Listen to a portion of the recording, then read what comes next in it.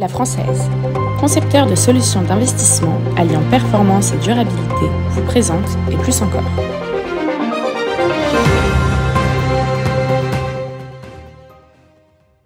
Bienvenue sur le plateau des Plus Encore, le magazine des professionnels de la finance et de la gestion de patrimoine, une émission diffusée sur LinkedIn, YouTube et H24 Finance. Sur ce plateau, je pense que je vais finir par planter ma tente. Pourquoi ? Parce qu'on se retrouve dans quelques instants pour notre émission traditionnelle et puis on se reverra demain à 11h pour une émission exceptionnelle avec Stéphane Vidal, le patron du groupe Primonial. Point commun de ces deux émissions, on y parlera de l'environnement économique et de l'environnement concurrentiel. Bref, on essaiera de vous être utile pour l'exercice de votre profession. Allez, on attaque de suite. Générique.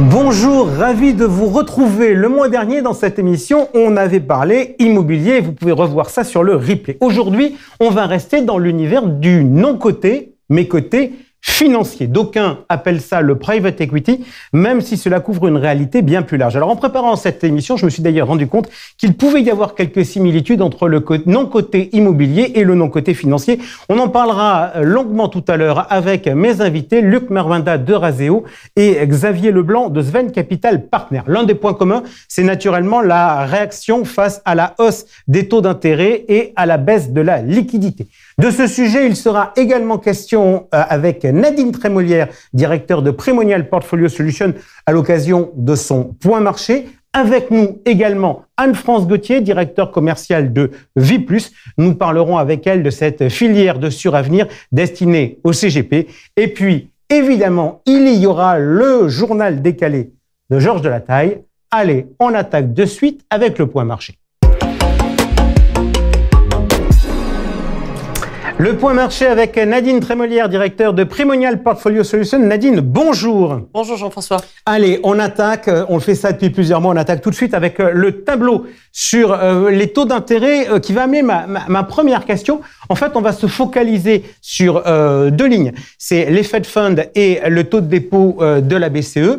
On constate que les mouvements vont de pair, sauf depuis un certain temps où il y a des différences de politique monétaire qui se sont un peu exacerbées lors de la réunion du mois dernier. Comment il faut lire ça ? Déjà, il faut se rappeler que quelque part, la BCE, elle a commencé à resserrer ses conditions monétaires après la Fed, donc on est un petit peu en retard.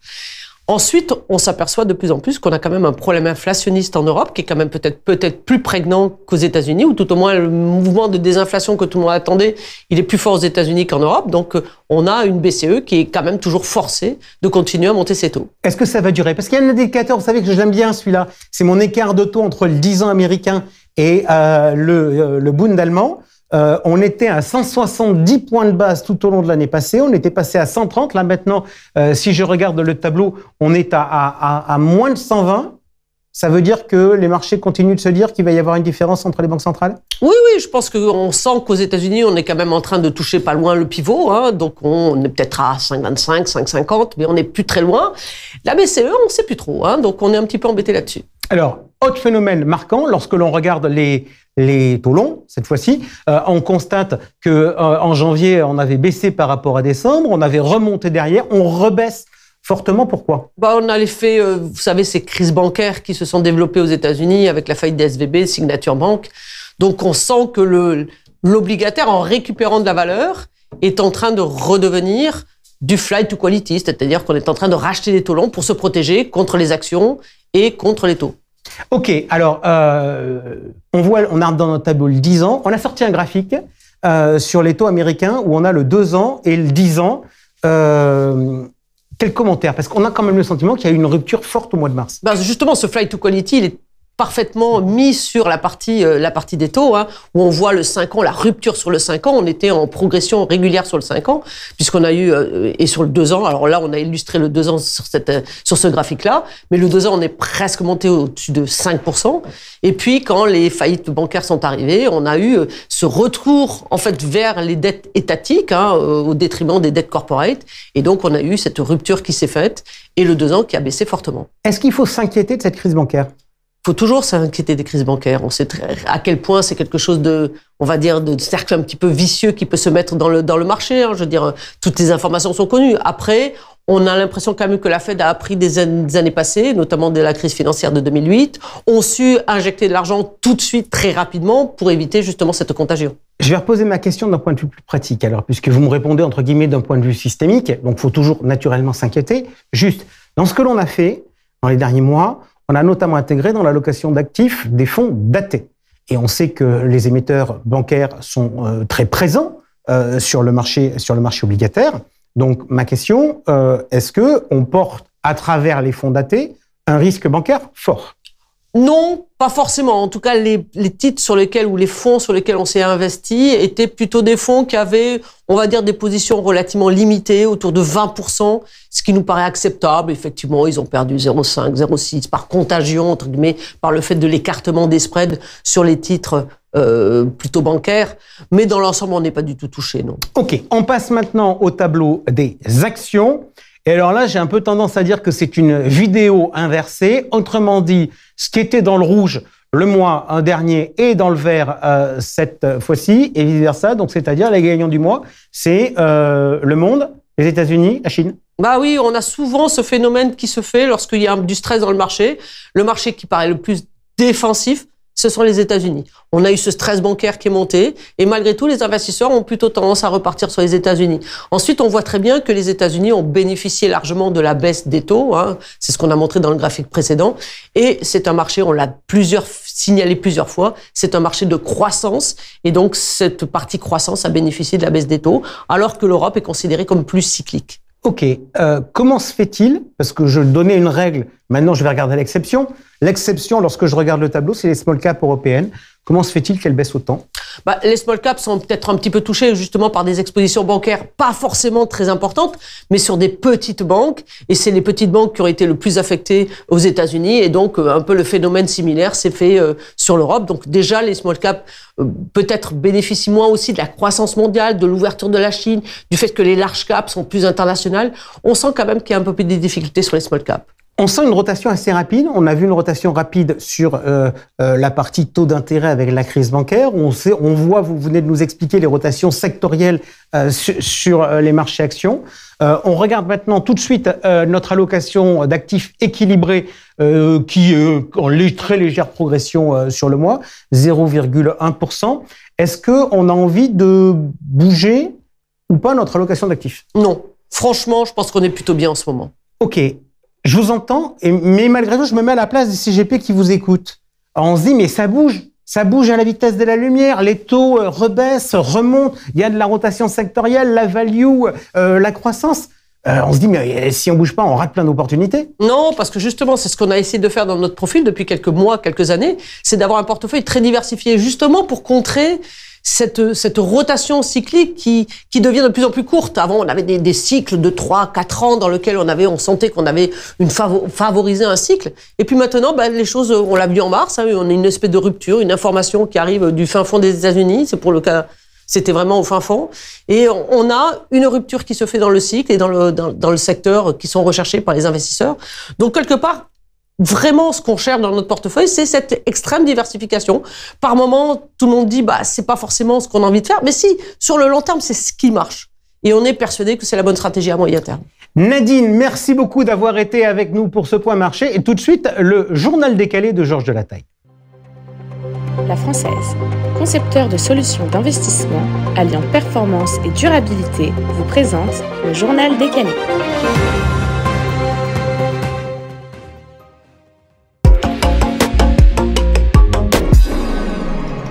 La mauvaise nouvelle du mois, c'est la crise bancaire. Je ne veux pas vous l'apprendre. La première banque touchée a été Silicon Valley Bank, la 16e plus grande banque américaine, spécialisée dans le financement des startups. Elle a fermé ses portes le vendredi 10 mars. C'est la plus grande défaillance bancaire aux États-Unis depuis la triste chute de Lehman Brothers en 2008.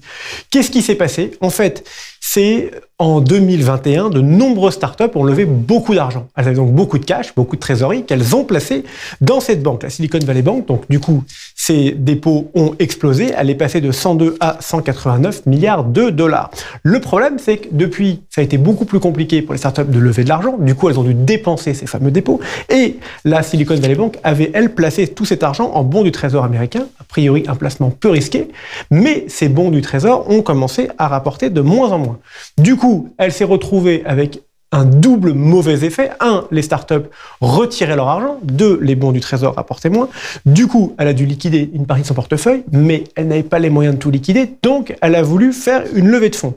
Ça a entraîné une grosse inquiétude. Tout le monde a voulu retirer son argent de la banque. Du coup, la banque a dû se mettre en faillite. C'est ce qu'on appelle un bank run. Quelques jours après, même climat de défiance en Europe avec le Crédit Suisse. Là, ça a été réglé en un week-end. Le gouvernement suisse a géré. Sa principale concurrente, UBS, l'a racheté à un tarif beaucoup plus faible. Et entre nous, au passage, les actionnaires historiques ont été totalement lésés. En France, le Frédéric Oudéa, directeur général de la Société Générale, nous indique qu'il n'y a pas de risque, que tout est bien et que les banques ont la solidité financière et structurelle pour faire face. Espérons que ce soit le cas. On a déjà un petit signal d'alerte en Allemagne avec la Deutsche Bank. Les investisseurs sont inquiets. Elle a perdu plus de 25% de sa valeur en banque.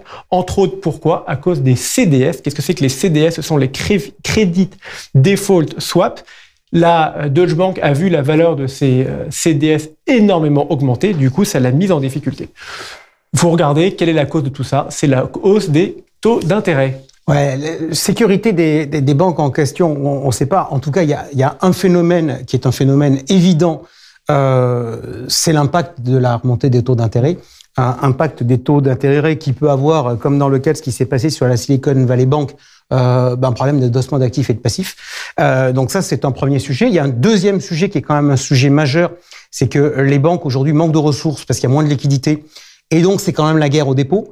Et que on disait toujours dans le modèle bancaire va profiter de la hausse des taux d'intérêt. Mais pour l'instant, la hausse des taux d'intérêt, elle coûte cher au modèle bancaire. Pourquoi? Parce que la ressource coûte de plus en plus cher.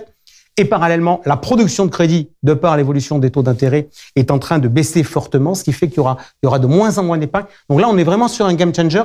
Et je disais tout à l'heure en introduction que vous pouviez regarder le replay de l'émission Immobilier. Vous pouvez également regarder sur la chaîne YouTube de Et Plus Encore le replay d'une émission qu'on a fait sur un sujet qu'on a beaucoup abordé. C'est les changements dans le terme de l'épargne en termes de flux.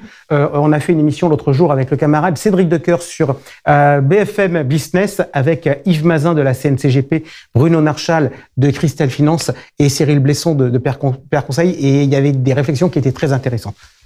Vous nous parlez d'une émission la semaine dernière. Moi, je vous ai parlé la semaine dernière. C'était la semaine de l'épargne salariale. Et pour le coup, c'était un sujet qui fonctionne bien. Selon les derniers chiffres de l'AFG, l'Association française de gestion, sur l'année 2022, l'épargne salariale et retraite a affiché une collecte nette de 2,6 milliards d'euros contre 800 millions en 2021. Plus de 378 000 entreprises étaient équipées d'un tel dispositif pour un encours cumulant à 162 milliards. L'encours est en légère baisse en un an, une baisse de 5,4 milliards, mais une baisse logique car les marchés financiers ont baissé. Et contrairement à ce qu'on pourrait penser, cette épargne salariale est majoritairement investie sur les marchés actions. Il ne faut pas oublier le PER assurantiel. Le PER assurantiel, c'est la quasi-totalité des PER individuels et les anciens articles 82, article 83. Jean-François, vous connaissez ça par cœur. Sur l'ensemble de l'année 2022, on compte 1,3 million de nouveaux assurés et 18,7 milliards d'euros de versements, dont 8,8 milliards de cotisations. Donc, et 9,9 milliards, c'est intéressant, de transfert des anciens contrat d'épargne retraite. La collecte nette du PER, c'est 7,4 milliards d'euros en augmentation, en hausse de 1,7 milliard. À fin décembre, les PER assurantiels, c'est donc 3,8 millions d'assurés pour 48,4 milliards d'encours. dont 45% en UC. Autre donnée très flatteuse, 3 ans après son lancement, l'AFG recense plus de 141 000 entreprises équipées de PERCO pour 2,6 millions de bénéficiaires. Le PER, ça concerne tout le monde et l'épargne salariale, en revanche, c'est plutôt historiquement les grandes entreprises et ça pourrait changer. Fin février, 4 des 5 organisations syndicales ont validé un accord proposé par le patronat sur le partage de la valeur. Ça peut sembler fou aujourd'hui qu'un accord ait été validé par le patronat et par des organisations syndicales, mais c'est quelque chose qui a bien été fonctionné. Et ce texte, il vise notamment à généraliser des dispositifs tels que l'investissement, la participation et les primes de partage des valeurs dans toutes les entreprises de plus de 11 salariés. Ça va donc me concerner chez ActuSite. Ça fait beaucoup d'entreprises à équiper, certainement de très belles opportunités pour les CGP. N'hésitez pas à me contacter et à me proposer des solutions. Ok, juste sur le sujet, je rappelle quand même, pardon de jouer le vieux singe, je rappelle la loi de Fabius de 2000, qui a été le premier texte qui avait vocation à démocratiser l'épargne salariale dans les TPE et les PME. Ça a bougé, mais ça bouge pas quand même très vite. Ouais, une petite différence, c'est qu'aujourd'hui, il y a une vraie demande des salariés. Je sais pas comment c'était en 2000, j'étais un peu plus jeune. La vraie question, c'est est-ce qu'il y a une volonté des employeurs? Joker. Bon, autre sujet, l'immobilier. On a parlé de débat immobilier il y a quelques jours, quelques semaines, il y avait à Cannes le MIPIM, le grand salon, le grand rendez-vous annuel de l'immobilier pour les professionnels. On entend beaucoup parler en ce moment de la hausse des taux, on a parlé de la fin du Pinel, ou de la baisse du Pinel, de l'énorme baisse des constructions. Et finalement, quelle est la tendance du côté des professionnels? Pour la 7e année consécutive, Ernst & Young, EY et la fondation Palladio ont publié leur panorama de l'immobilier en ville. Leur objectif, c'est interroger chaque année les professionnels du secteur pour dresser un état des lieux de la filière et son évolution. Qu'est-ce qu'on ressent cette année? Qu'est-ce qu'on entend? Les dirigeants sont beaucoup moins optimistes que l'année précédente. Ils sont 52% à se dire optimistes sur les perspectives à 12 mois, alors qu'ils étaient 84% l'année dernière. Parmi les inquiétudes les plus citées, il y a la hausse des matériaux, la remontée des taux et la hausse des prix de l'énergie. 3 gros sujets bien compliqués. Le MIPIM a essayé d'apporter une première réponse très concrète en se disant on va apporter de l'innovation et on va permettre à ce que cette innovation, elle se complète de responsabilité. Comment? Avec des immeubles qui sont de plus en plus utiles et de plus en plus tournés vers la ville. Très concrètement, fini la coque de béton un peu austère. Maintenant, on fait des bâtiments qui doivent être ouverts vers la ville, qui doivent être sobres énergétiquement et qui doivent être efficaces. Merci beaucoup, Georges, pour ce journal décalé. Tout de suite, une femme dans l'actu. La femme dans l'actu, c'est Anne-France Gauthier, directeur commercial de Viplus. Anne-France, bonjour. Bonjour Jean-François. On est certes au mois d'avril, mais je voudrais qu'on commence par faire un bilan de l'année 2022 pour Viplus. Ça s'est passé comment? Alors, année 2022, avec départ de Bernard Lebras, arrivée de François-Régis Bernicot, une réaffirmation de l'engagement du groupe, donc le groupe Arkea, sur Avenir, la filière Viplus destinée à l'ensemble de la distribution par les partenaires CGP. Une réaffirmation dans ce créneau, dans cette distribution-là, avec à la fois la décision de recruter du monde et à la fois la décision de réinvestir fortement dans tout ce qui est outils et services. Alors tout ça, c'est des mots. Vous avez des chiffres pour moi? On a des chiffres, ils sont bons, mais je vous les donnerai pas. Ok, non, juste en pratique. Si on regarde les chiffres, qu'est-ce qui marche? C'est l'assurance vie traditionnelle, la retraite. Quels sont les mouvements que vous avez pu constater sur le fonds euro, sur les différents types d'unités de compte qui fonctionnent? Sur les unités de compte, on était l'année dernière à 67% d'unités de compte, donc ça reste dans l'ADN de Viplus, avec des liens extrêmement forts avec les asset managers que vous me permettez de remercier, donc merci infiniment à vous. Ces asset managers qui nous suivent au quotidien et qui font qu'on a un suivi des investissements qui ont été dans les allocations d'actifs. Donc cette partie c'est très importante, du fonds euro bien évidemment, puisqu'il y a quand même une culture française au niveau du fonds euro. Aujourd'hui, les unités de compte, beaucoup d'immobilier. 2021, c'était déjà beaucoup d'immobilier. 2022, c'est encore beaucoup d'immobilier. On a pu lancer la gamme tremplin pour pouvoir lancer le private equity en 2022. Donc le private equity, puisqu'on est en avril, on commence à voir les effets. Il y a certes un intérêt pour celui-là. On n'est pas encore dans des sommes astronomiques, mais c'est en train d'être un élément de pédagogie et il faut que ce soit un effet de levier. Et puis on est quand même dans des marchés un petit peu plus compliqués, donc on a des engagements un tout petit peu différents. Beaucoup d'immobilier, l'assurance vie, toujours, même si, contrairement à ce que beaucoup disent, en tout cas dans les journaux, les contrats retraite, les PER, ont été tout à fait pris en main par les CGP, peut-être un petit peu différemment dans les contrats distribués par les banques. Et aujourd'hui, le PER est un outil qui fonctionne extrêmement bien dans la distribution par les partenaires CGP. Rappelez-moi les 3 mots-clés qui caractérisent Vie+. Alors, Vie+, on essaye d'avoir 3 valeurs à faire vivre au quotidien: agile, visionnaire et engagé. Alors tout à l'heure, je vous ai dit c'est des mots, est-ce que je peux me donner des chiffres? Maintenant, je voudrais qu'on rentre derrière les mots. Et sur agile, ça veut dire quoi? Alors, agile, ça veut dire que, bien sûr, il y a une stratégie qui est définie, qu'en revanche, tous les jours, on se repose la question de quelle est la tactique nécessaire à pouvoir alimenter cette stratégie. La stratégie, globalement, c'est, d'ici quelque temps, devenir une référence du marché, de façon à ce que le CGP qui s'installe puisse considérer que chez Vie+, il a, au niveau de la référence, les meilleures formations, les meilleures animations, le meilleur back-office, et je reviens dessus, on sait que la qualité de service est très importante pour nos partenaires CGP et elle est maintenue, mais également le meilleur accompagnement terrain. Et donc, nous considérons qu'il n'y a pas soit les outils, soit les hommes. On avance avec les deux et on essaye de faire progresser tous ces items en même temps. Je ne souhaite pas que demain, on puisse être, par exemple, les meilleurs en formation, mais les plus mauvais en back-office, ou les meilleurs en back-office et les plus mauvais en formation. Il faut que tous ces items arrivent à l'expertise et que nous devenions la référence du métier. Donc l'agilité, c'est cette capacité à pouvoir s'adapter. Confinement, un webinaire tous les jours.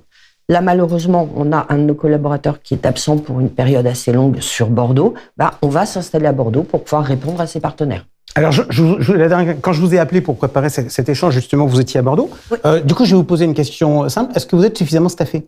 Alors, on est suffisamment staffé, mais on se restaffe. Effectivement, parce que ça commençait au-delà de l'engagement de chacun, c'est-à-dire de beaucoup de temps passé pour Vie+. Maintenant, on peut pas faire ce métier sans travailler beaucoup. Je pense qu'il faut un vrai engagement, quoi qu'il arrive, avec un métier qui est celui-là. Et là, on recrute 6 personnes. Là, on en a 4 qui arrivent d'ici 2 mois. Plus une qui arrive la semaine prochaine sur toute la partie animation et encore un poste. Donc 6 personnes recrutées là sur l'année 2023 et en début d'année 2023 pour que le staff soit parfait. Visionnaire, ça m'amène à parler d'innovation. Qu'est-ce qu'il y a de neuf chez vous? Alors, visionnaire, oui, il y a de l'innovation, mais j'ai pas envie de parler d'innovation pour l'innovation. Dans ce qu'on va faire là, ça n'est pas neuf, mais on évolue et on fait mieux. Par exemple, la signature électronique qu'on va sortir pour Patrimonia. On avait été dans les premiers à sortir une version de signature électronique de façon à ce que toutes les souscriptions puissent être faites à distance. On va la rendre encore plus mobile. Là, en mars, on déploie notre nouveau portail d'interaction. Donc, ça s'appelle Oriadis. Et déjà, l'ergonomie va être différente, va être plus sympathique. Alors, ça fonctionnait très bien, mais ça avait un visuel qui n'était pas très agréable. Il y a toute la partie outils qu'on continue à fluidifier. Ce que nous souhaitons au sein de Suravenir, pour les CGP, c'est fluidifier l'ensemble des éléments qui sont à faible valeur ajoutée pour le CGP. La partie à forte valeur ajoutée, c'est le conseil. En revanche, la saisie d'un contrat, le passage d'ordre, c'est pas à forte valeur ajoutée. Donc tout ça doit être fluidifié de façon à ce qu'il gagne du temps de conseil et donc de confiance avec son client. Il y a un grand débat de place actuellement, c'est la RIS au niveau européen, c'est le sujet des rétros. Si vous êtes visionnaire, vous êtes prêt à un monde sans rétro? Alors nous, on est parfaitement prêt à un monde sans rétro, dans la mesure où il y a 3 ans, on a lancé un contrat qui s'appelle Vie+ Impact. Donc j'insiste parce que je me rends compte qu'il n'est pas forcément très bien connu, ce produit. Vie+ Impact est un contrat qui est uniquement en clean share. Donc les clean shares, ce sont les parts sans rétro pour les OPC. Et en fait, au lieu de faire des rétrocessions sur les OPC, on a transformé ça en rétro de courtage. On a mis un contrat qui, une fois que nous avons nos 0,45 d'incompressible, peut aller jusqu'à 1,90 hors mandat. Et le CGP peut prendre exactement les frais qu'il veut. Donc, s'il n'y a plus de rétro sur les OPC, il y en aura sur le contrat. Autres avantages de ce produit. Donc là, ce que vous êtes en train de nous dire, c'est que le débat des rétros n'est pas un débat rétro-honoraire, mais est un débat qui peut être beaucoup plus sophistiqué que ça. Exactement. Alors aujourd'hui, par exemple, vous êtes complètement en honoraire, vous prenez 0,45, c'est notre rémunération sur le contrat, vous vous faites payer en honoraire. Vous êtes en clean share, il n'y a pas de frais cachés pour votre client. Mais Vie Plus Impact répond à d'autres choses. D'abord, il a son nom, qui est Impact. Donc, on a pris des fonds qui sont labellisés, quel que soit le label, qui sont article 8 et article 9. Au-delà de ça, vous le savez, on a une nouvelle directive qui nous demande de regarder que les frais des OPC soient des frais qui soient cohérents avec la classe d'actifs, avec le style de gestion et avec la performance. Ce qui veut dire que probablement sur un autre contrat, demain, vous pourriez être amené à modifier votre allocation d'actifs parce que l'OPC ne conviendrait pas à ce nouveau regard que nous portons sur l'ensemble des supports référencés. Dans Vie Plus Impact, vous êtes tranquille, ce sont que des clean shares. Alors, je retiens un mot, Impact, ça m'amène à parler ISR. Oui. Aujourd'hui, où est-ce que vous en êtes? Alors, nous sommes une société à mission. Arkea est devenue entreprise à mission. Nous continuons à acter cet engagement avec uniquement des référencements d'articles 8 et 9 sur la partie OPC, avec des fonds labellisés si on était par exemple sur de l'immobilier, avec de nombreux exemples dans notre gamme, et un engagement fort. À titre d'exemple, et même si c'est pour l'anecdote, nous ne prenons plus l'avion. Ok. Grosso modo, donc, l'objectif aujourd'hui, poursuivre le développement, digitaliser au maximum les choses sur les textes où il n'y a pas de valeur ajoutée et poursuivre dans la tendance ISR? Alors, la tendance ISR, c'est définitif. C'est définitif. Simplifier, effectivement, les tâches à faible valeur ajoutée, il va falloir qu'on continue à progresser. Parce que ce qui était quelque chose à valeur ajoutée hier ne sera peut-être pas demain. Donc, il faut quand même qu'on continue à réfléchir. Et puis, on va multiplier la galaxie des services. On a 2 services, par exemple, qui fonctionnent extrêmement bien. C'est le Vie Plus Campus. Donc, la possibilité en 2 jours de faire ces 15 heures de formation. C'est le Vie Plus Solutions, né du Covid également. On pouvait faire ces visites médicales en visio. Là, on peut faire des visites patrimoniales en visio et échanger sur des dossiers avec notre ingénierie patrimoniale. Merci beaucoup Anne-France Gauthier d'avoir été avec nous. Vous nous parliez tout à l'heure de la gamme Tremplin pour faire du non-coté. Eh bien, justement, le non-coté, c'est le thème de notre débat. Allez, c'est l'heure maintenant de notre débat. On va parler non-coté financier avec mes invités. Luc Marvinda, partenaire chez Euraseo. Luc, bonjour. Bonjour. Et avec nous, pour une première, c'est le directeur innovation et gestion privée de Sven Capital Partners, Xavier Leblanc. Bonjour. Bonjour Jean-François. Alors, le thème du jour, c'est donc de regarder ce qui se passe sur le marché du non-coté, ce qui se passe dans ce nouvel environnement, marqué notamment par l'évolution des taux d'intérêt et de l'inflation. Mais bien évidemment, on va parler de tout ça. Mais avant, je dis toujours, c'est la deuxième émission qu'on fait en faisant ce focus sur le non-coté, qui est une classe d'actifs qui se développe, mais que les distributeurs connaissent pas toujours forcément bien. Donc, on va, si vous le voulez bien, commencer par faire un peu quelques petites présentations. Déjà, je vais commencer avec vous, Xavier. Sven Capital Partners, qui s'ouvre à la gestion privée. Sven Capital Partners, vous nous dites quelques mots de la structure? Oui, alors Sven Capital, donc c'est une société de gestion à l'origine qui est plutôt dédiée aux institutionnels. 2 gros actionnaires références, le groupe OFI, donc dont l'actionnaire est le groupe AEMA avec la Massif, Abeille, Aesio, également plusieurs mutuelles, et également un deuxième actionnaire qui est le Crédit Mutuel Arkea, et une partie de l'équipe également qui est associée au capital de cette société, puisque nous encourageons vivement le partage de la valeur. Donc la première chose a été de nous l'imposer à nous-mêmes. Ok, historiquement pour les clients qui étaient plutôt institutionnels, donc qui étaient plutôt la clientèle captive de la maison, quelles expertises vous avez développées? Alors, ça s'est beaucoup ouvert. C'est une société qui s'est créée en 2015 en apportant 2 business units des groupes. Donc, effectivement, quelques clients captifs au départ, mais beaucoup d'ouverture vers l'extérieur. Encore une fois, essentiellement institutionnel dans un premier temps, avec une approche de type multigestion. Donc, au travers de fonds, nous investissons dans d'autres fonds.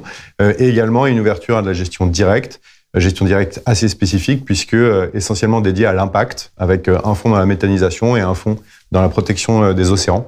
Donc, une grosse démarche ESG, pour environnement, social et gouvernance, qui est vraiment la colonne vertébrale et la construction de la structure. Ok. On s'est connus dans une vie passée. Vous faisiez des matières premières. Comment on passe des matières premières au non-coté? C'était une opportunité. En fait, on avait une société de gestion, effectivement, avec 2 associés qu'on a vendus au groupe OFI.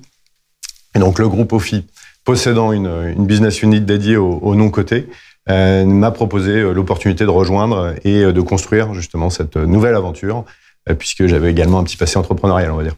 Ok, parfait. Luc Marvinda, on parle maintenant d'Eurazeo. Alors, on parle d'Eurazeo, on s'est connus, il y a de cela quelques années, vous veniez sur ce plateau avec Idinvest qui a été racheté par Eurazeo. Qu'est-ce qu'on peut dire aujourd'hui de la franchise Wealth Management d'Eurazeo dont vous vous occupez? En fait, maintenant, effectivement, le mariage, c'est de l'histoire ancienne, ça remonte à 5 ans. Mais ça s'est très bien développé. C'était vraiment un mariage de complémentarité. Eurazeo, je vous rappelle, aujourd'hui, c'est 34 milliards d'euros sous gestion, présent dans toutes les stratégies d'investissement non coté, aussi bien en capital qu'en investissement en dette qu'en actifs réels. 9 milliards de fonds propres et une activité dédiée aux clients privés qui pèse 3,5 milliards aujourd'hui. Ok, 3,5 milliards, il faut que je le compare aux 34 milliards ou dans les 34 milliards, il y a de la gestion pour compte de tiers et il y a de la gestion pour compte propre? Si on veut être très précis, sur les 34 milliards, il y a 9 milliards d'euros de gestion pour compte de fonds propres, qui sont les fonds propres du bilan. Donc ça nous amène à 25 milliards, et sur les 25 milliards, il y a 3,5 milliards de gestion privée. Ok, on parlera tout à l'heure des dynamiques sur l'année 2022 et sur ce début d'année 2023. Première question, je dirais pédagogique. Je disais tout à l'heure en introduction, je remettais en cause un peu le mot private equity, et c'est la raison pour laquelle on a appelé ce débat l'univers non coté, je devrais dire même non coté financier. Parce que certes, dans private equity, il y a private, ça, privé, c'est pas contestable. En revanche, il y a equity. Est-ce que vous validez ma contestation du mot ou pas, Xavier? Pas nécessairement. Ce que je dirais, c'est que ça s'oppose tout simplement à public. Donc vous avez le public equity et puis le private equity. C'est deux approches différentes et vous allez retrouver effectivement dans cette partie un point coté et un point non coté. Luc? Oui, nous on parle des marchés privés, effectivement, private markets, donc ça regroupe des stratégies de capital mais aussi de dette. Donc private equity, c'est capital privé. Donc si on fait de la dette, c'est pas du private equity. Donc je préfère effectivement la notion de non coté. Ok. Alors le non coté, l'histoire, maintenant ça a plus de 20 ans. À l'origine, pour la clientèle grand public, c'était les fonds fiscaux et notamment les fonds communs de placement dans l'innovation. Juste, Luc, on en est où d'un point de vue réglementaire? On attendait des réponses de la part de la Commission européenne pour savoir si on avait le droit de refaire un tour en 2023. On les a eu? Oui, tout à fait. Ça repart et on est dans les conditions similaires à celles de l'an dernier, c'est-à-dire qu'on peut réduire son impôt au maximum de 25% du montant effectivement investi par le FCPI dans des entreprises innovantes. Xavier Leblanc, FCPI chez Sven Capital, j'imagine que vous en aviez via côté Arkea, qui a un réseau de distribution. Il y aura une campagne en 2023? Oui, il y avait un fonds qui avait été créé l'année dernière et qui sera reconduit pour une année en termes de commercialisation, qui aura l'avantage d'avoir déjà démarré quelques actifs et quelques premiers investissements. Donc une deuxième année de commercialisation pour ce fonds. Luc nous disait un avantage de 25%, 25% de la partie investie. Quel va être le taux d'investissement? Chez nous, c'est 22,5%. Ok. Luc, il y aura une campagne 2023? Oui. Tout à fait, et on sera sur un taux de 23%. Bon, on s'est pas concerté. Effectivement, on aura notre FCPI, on va dire traditionnel, qui va être lancé en septembre jusqu'à la fin de l'année. Il investit sur quel secteur? On est exclusivement dans la technologie digitale et dans la transition énergétique et également dans la santé.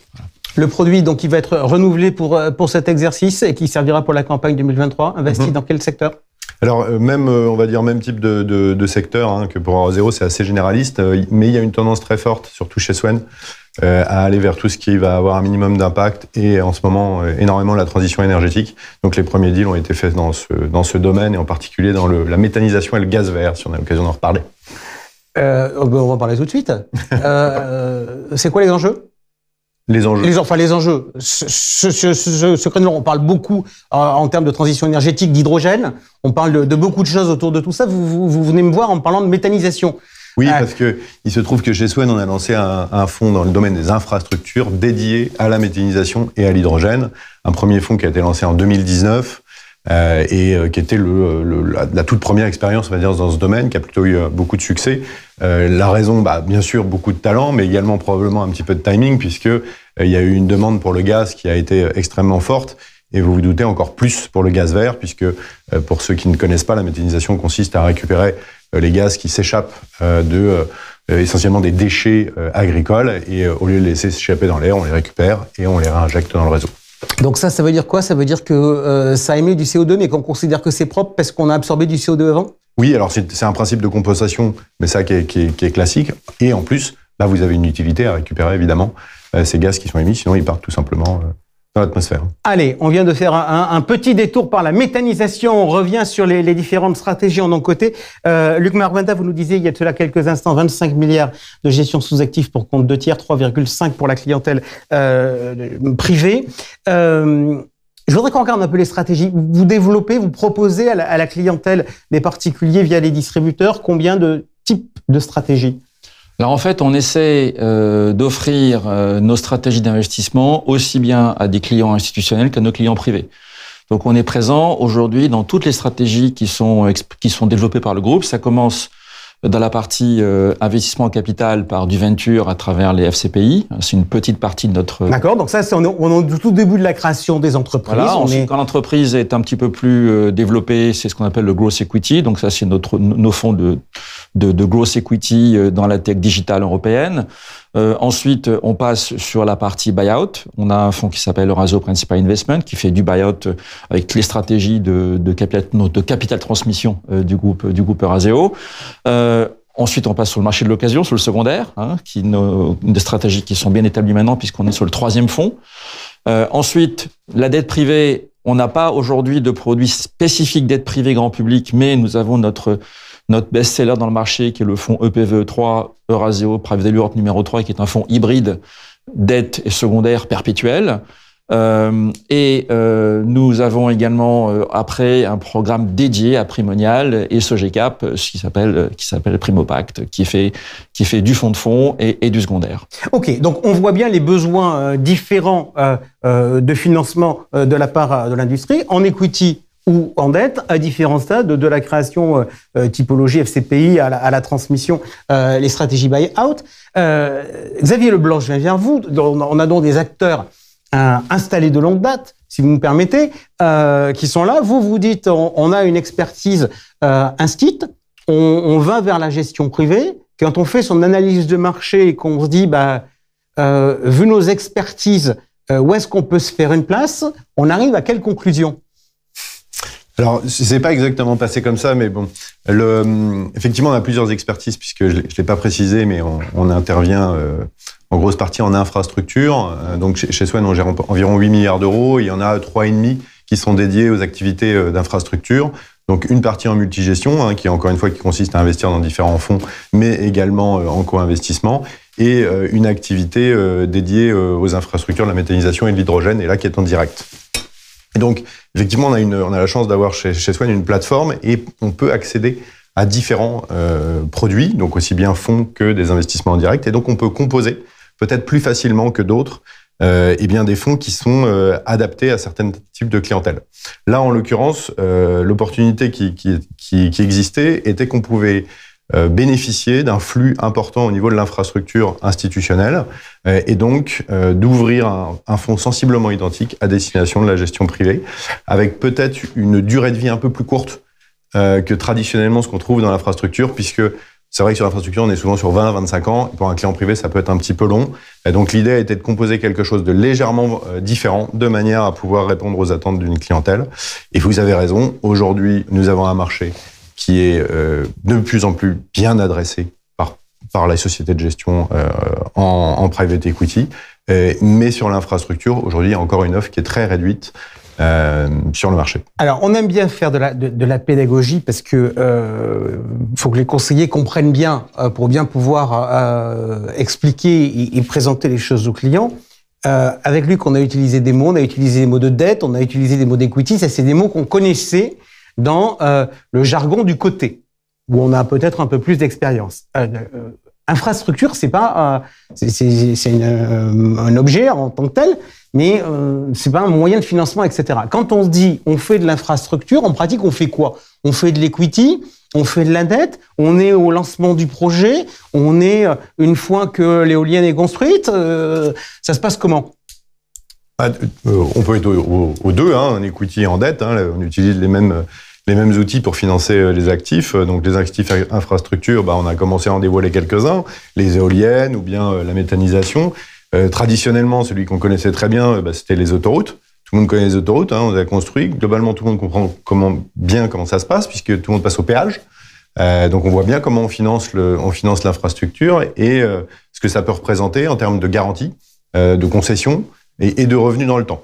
Juste une question par rapport à ça, parce que vous faites référence aux autoroutes. Vous êtes exploitant des infrastructures ou vous louez les infrastructures? On s'associe à un exploitant qui va lui-même opérer l'actif de manière parce que nous ne sommes pas spécialistes sur ces sujets, donc on va s'associer bien entendu avec certains exploitants. Et en pratique, vous intervenez plutôt à quel moment de l'infrastructure?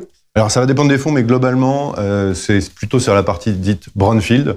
La partie brownfield, ce sont des infrastructures qui sont déjà en exploitation, qui ont déjà été construites, à l'opposition de ce qu'on appelle le greenfield, donc qui va être une infrastructure qui va être à construire. Alors il y a plusieurs étapes. Vous pouvez être au moment où vous êtes encore au permis, ou bien vous avez déjà commencé à démarrer l'actif. Vous êtes dans une situation où il n'y a pas encore de revenus, puisqu'il est toujours en train d'être construit. Donc le risque est un peu plus important, puisqu'il pourrait que l'infrastructure sorte pas, et donc potentiellement les revenus, ou en tout cas la performance un peu plus importante. Vous avez déjà lancé une première version du produit qui s'est terminée l'an dernier, vous en lancez une seconde. Quelle est la structure qui vous paraît être la plus pertinente pour développer ce genre de produit auprès de la clientèle privée? Alors on a utilisé un fonds professionnel spécialisé, donc qui est l'enveloppe professionnelle la plus souple, mais évidemment qui n'est accessible qu'à partir d'un certain montant. Donc pour une clientèle patrimoniale qui a déjà la capacité d'investir des tickets non négligeables. À terme, il est probable qu'on essaiera d'ouvrir plus largement. Et là, on va en venir mécaniquement au type d'enveloppes qui seront possibles. Et traditionnellement, aujourd'hui, ce sont des FCPR qui seront potentiellement éligibles aux assurances vie. Luc, vous nous avez expliqué tout à l'heure tous les produits. Donc FCPI, on n'en parle plus, c'est de la défiscalisation. Maintenant, on considère qu'on connaît ça. Vous, quelle enveloppe vous paraît la plus pertinente? Parce qu'en fait, il y a quand même pas mal de choix. Il y a quand même pas mal de dispositifs. Il y a l'assurance vie, il y a le compte titre, il y a des fonds qui sont un peu atypiques, notamment je fais référence à l'application du 150 OBTR du Code général des impôts. Donc, je dirais quelle enveloppe, quel produit, quelle enveloppe et quel client? Je crois que vous mélangez un petit peu les choses, Jean-François, parce qu'il y a la structure juridique qu'on utilise pour organiser l'investissement de nos clients, et après il y a le canal de distribution qui va être utilisé par nos partenaires distributeurs. Alors, dans l'enveloppe juridique, effectivement, nous avons le FCPR, c'est un peu le couteau suisse, ça passe partout. On a également des solutions aujourd'hui, et avec l'arrivée des fonds LTIF, peut-être des SLP, peut-être de structures professionnelles.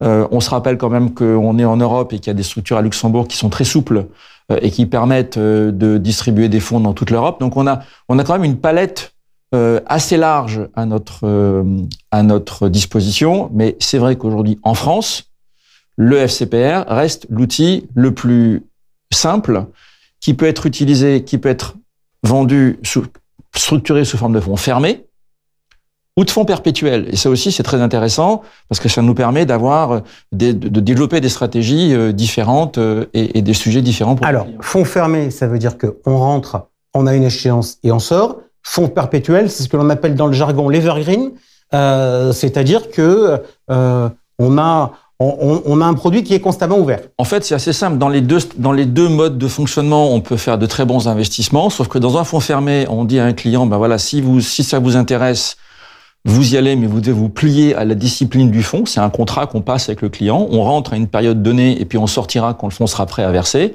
Alors que sur un fonds evergreen, on renverse complètement la table. On dit voilà, nous on a une offre qui est permanente et c'est vous, monsieur le client, qui décidez quand vous venez et quand vous sortez.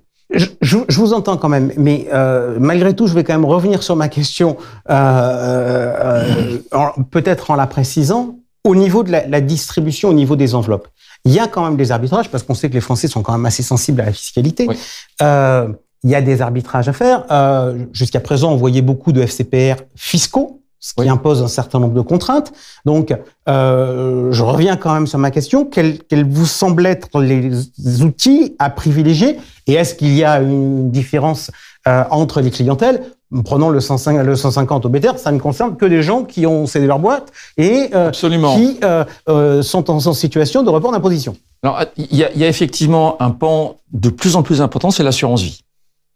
Et l'assurance vie, c'est c'est une tendance lourde du marché. On voit aujourd'hui que les assureurs globalement élargissent largement leur offre, et je pense que cet élargissement de l'offre va attirer la demande. Et on voit des collectes qui sont en croissance constante.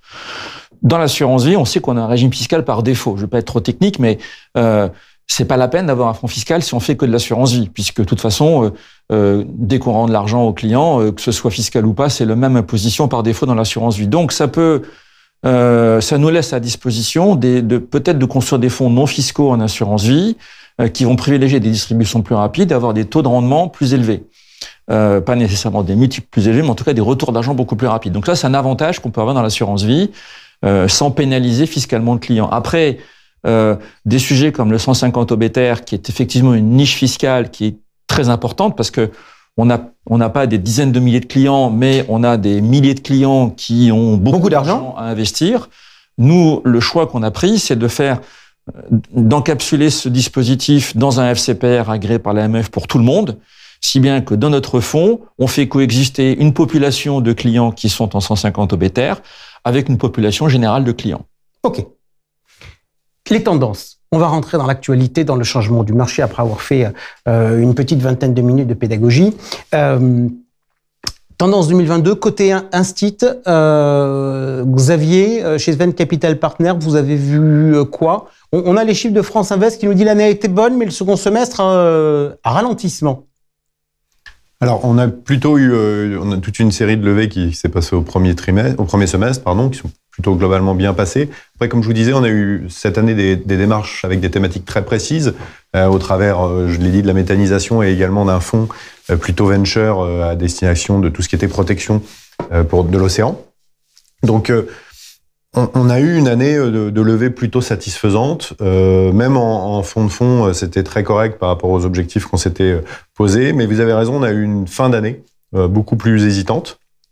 Deuxième semestre, où on voit qu'il y a plus de questions et surtout une projection sur 2023 en se disant ça va être beaucoup plus compliqué avec moins de potentiel. Luc Marmandès, sur la clientèle privée 2022. Alors 2022 a été une bonne année pour la clientèle privée, mais attention, ici encore une fois, et je pense que c'est intéressant de montrer la différence de rythme entre les clients institutionnels et les clients privés. Si je prends 2021, le groupe Eurazeau a levé 5,1 milliards avec 550 millions d'euros de clients privés, donc environ 10%.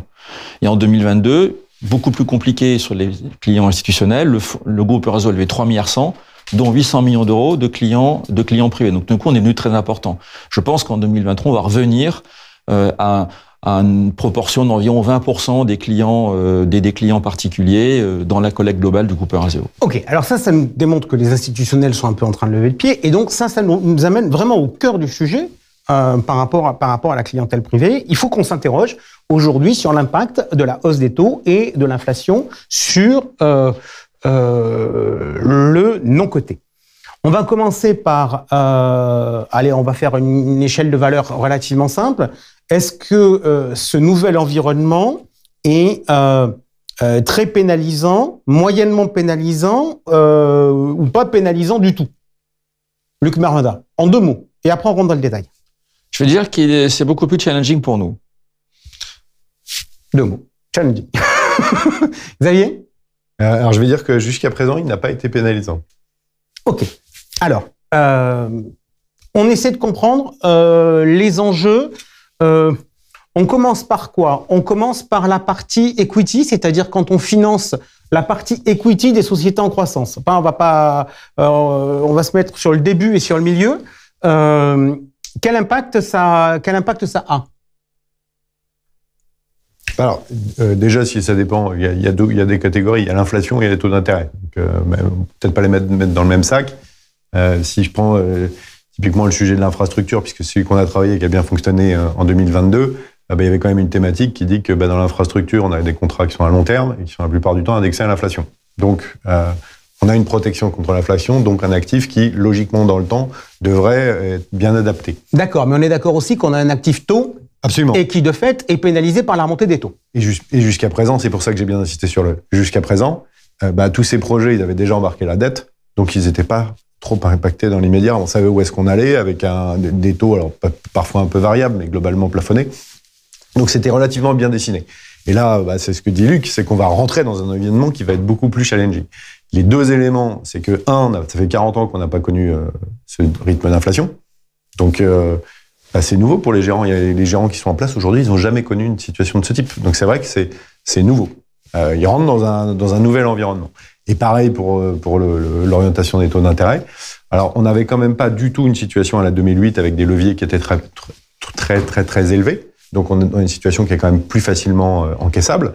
Malgré tout, et on l'a suffisamment dit avant, on est dans un environnement qui est non liquide, dans le non-coté, qui est bloqué. Et donc, les effets, on va dire, des taux d'intérêt, pour l'instant, on les a plutôt décalés.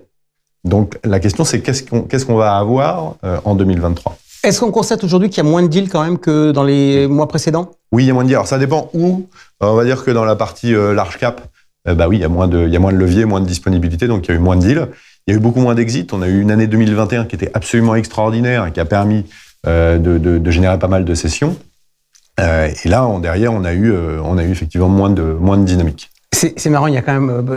Regardez l'émission du mois dernier sur l'immobilier, il y a quand même beaucoup de similarités avec le monde de l'immobilier. Luc Maruenda, Xavier vient de nous répondre sur le sujet infrastructure, sur le sujet des valos. Donc, si on prend par exemple le fonds croissance de société qui sert notamment celui dont vous nous parliez tout à l'heure au 150 Obéter, oui. Quel type d'impact peuvent avoir l'inflation et la hausse des taux ? Relativement peu, parce que c'est des stratégies sur lesquelles on est ce type d'entreprise n'empruntent pas. Les financements sont 100% en capital. Donc, on est beaucoup moins impacté de ce côté-là. D'accord. En revanche, ça va se faire bouffer des marges. De toute façon, la remontée des taux et l'inflation fait que toutes les sociétés, où qu'elles soient, se retrouvent avec une petite dégradation de leur marge parce qu'ils ne vont pas nécessairement toujours être capables de transférer la hausse de leurs coûts dans leur chiffre d'affaires. Ça, on l'a compris. Ce qu'il faut, c'est que, et peut-être que ça va avoir un petit impact au niveau des multiples, mais si on reste sur des montages raisonnables, il ne devrait pas y avoir trop de sujets. Donc ça, c'est un premier élément. Donc, sur la partie gross equity, on n'est pas trop, les stratégies pure private equity dans lesquelles on finance 100% capital, à la limite, la hausse des taux, c'est pas trop un sujet. C'est plus un sujet peut-être sur la partie capital transmission où là, effectivement, il y a de la dette. Et, à contrario, c'est un sujet qui va être un accélérateur de notre business, notamment sur la dette privée. Parce que justement, le fait qu'il y ait moins de crédits aujourd'hui accordés par les banques à nos sociétés fait que la stratégie dette privée est aujourd'hui en développement beaucoup plus rapide. Et question, tout à l'heure, vous m'aviez dit que vous développiez une activité secondaire. Puisque je fais référence au débat qu'on a eu le mois dernier sur l'immobilier, est-ce que vous vous dites que il risque d'y avoir à terme des vendeurs forcés, c'est-à-dire notamment dans des opérations de LBO, des gens qui avaient ficelé leur montage, etc., et qui vont être contraints de sortir dans un environnement de taux qui va être un peu plus chahuté? Et que de fait, il pourrait peut-être y avoir des petites emplettes à faire dans des conditions pas trop désagréables. Alors, il faut faire attention à ce qu'on dit. Le secondaire, on en fait depuis 2003. Donc, ça fait 20 ans qu'on a une stratégie secondaire. On a plus de 2 milliards qui ont été déployés dans cette stratégie-là. Il y a toujours des cycles. Et quoi qu'il arrive, les institutionnels, de plus en plus aujourd'hui, parce que c'est un marché qui est réservé vraiment aux clients institutionnels, professionnels, c'est un marché qui est en croissance très importante. Donc déjà, vous savez que depuis quelques années, il y a eu beaucoup d'argent, des montants d'argent très importants qui ont été alloués dans l'industrie du private equity. Et mécaniquement, comme cette industrie, elle est pas liquide et qu'elle est fermée, quelques années plus tard, ça alimente du marché secondaire. Et ce qui est clair, c'est qu'il y a eu tellement d'argent levé dans les 5-6 dernières années qu'on va avoir mécaniquement une augmentation de ce marché. Et peut-être effectivement un effet d'aubaine lié à ces déséquilibres qui peuvent pousser peut-être plus des investisseurs à vendre. Est-ce qu'il faut s'attendre pour les porteurs de parts à des baisses de prix dans les mois qui viennent? Alors on s'y attendait, les investisseurs en attendaient un petit peu en fin 2022, on va dire dès le troisième et le quatrième trimestre 2022. On l'a pas constaté à part dans le domaine du venture, donc la partie on va dire la plus tech. et qui mécaniquement a été impacté par ce qui s'est passé sur le Nasdaq et en particulier aux États-Unis, où là on a revu effectivement des valorisations à la baisse. Sur les autres thématiques, ce n'est pas encore le cas. En tout cas, aujourd'hui, on n'en a pas constaté. On a même eu plutôt des orientations favorables, avec des marges qui se sont bien défendues, des résultats tout à fait corrects. Et on a peut-être un shift, ou en tout cas un mouvement de la part des entreprises qui est assez évident sur la partie venture, qui est la course à la rentabilité. C'est-à-dire qu'avant, on était plutôt à la course à la croissance. On avait cette capacité à refinancer de manière régulière.